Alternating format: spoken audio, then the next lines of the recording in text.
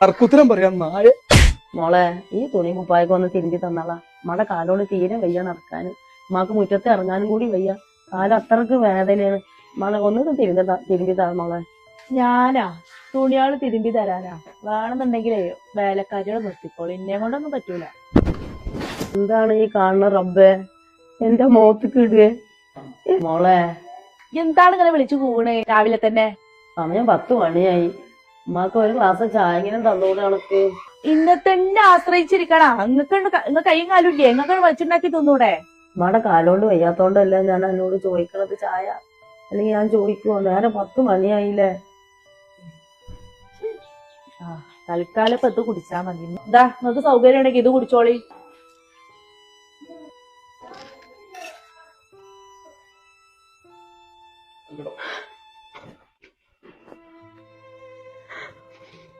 ഉമ്മ എന്തിനാ കരയണത്? ഒന്നുമില്ലടാ, ഒന്നുമില്ല. അല്ല, ഇമ്മ അങ്ങനെ വെറുതെ കരയില്ലല്ലോ, എന്തോ ഉണ്ട്.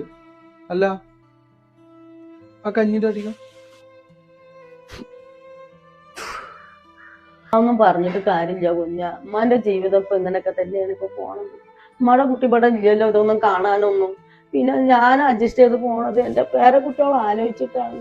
അല്ലാതെ ഞാൻ എങ്ങനെ സഹിക്കേണ്ട ഒരു കാര്യമില്ലല്ലോ. ഓളിങ്ങനൊക്കെ ഉമ്മയുടെ പഴയതോ കുളിച്ചതൊക്കെയാണ് ഇപ്പൊ തരുന്നത്. എടി, ഒരു തുള്ളി മനസാക്ഷി ഉണ്ടെങ്കിൽ ഇന്റെ ഉമ്മാക്ക് ഇത് കൊടുക്കൂടി. ഇത് എന്നത്തത്? ഇത് ഇന്നലെ ഉണ്ടാക്കിയതാണ്. ഒരു തുള്ളി മനസാക്ഷി ഉണ്ടെങ്കിൽ കൊടുക്കുവോ? എന്റെ ഉമ്മയാണെങ്കിൽ ഇത് കൊടുക്കുവോ? എനിക്ക് ഇതൊക്കെ തന്നെ ഉണ്ടാക്കി കൊടുക്കാൻ പറ്റുള്ളൂ. സൗകര്യമില്ല. നമുക്ക് പറ്റുമെങ്കിലേ നിങ്ങൾ വേലക്കാരനെ വെച്ചിട്ട് എന്താ ചെയ്യൂ. പറഞ്ഞതിന് തർക്കുത്തരം പറയാൻ നായ. നിങ്ങൾ എന്നെ അടിച്ചില്ലേ? ഞാൻ ഒരു നേരം ഇവിടെ ഞാൻ നിൽക്കൂല. ഞാൻ പോവണി. ഇജ്ജ് പോവാണെങ്കിൽ പോടി. ഇത്ര കാലം ഞാനും എന്റെ അമ്മ അന്തസ്സായിട്ട് ജീവിച്ചു. ഇഞ്ഞും ഞങ്ങൾക്ക് ഇജി ഒരു നിമിഷം ഇവിടെ നിൽക്കണ്ട, പോയിക്കോ. ഇജി ഇവിടെ വേണ്ട. ഇങ്ങനൊക്കെ എന്റെ മോനെ ഉമ്മാന്റെ ഇപ്പോഴത്തെ ജീവിതം. ഞാൻ എന്ത് പറയാനാണ്? ഓള് തന്നത് തന്നെ അമ്മക്ക് കുടിക്കാൻ പറ്റുള്ളൂ. അല്ലാതെ എന്നെ കൊണ്ട് വേറെ നിവൃത്തിയൊന്നും ഇല്ലല്ലോടെ മോനെ. ഞാൻ എന്ത് ചെയ്യാനാ കുഞ്ഞ?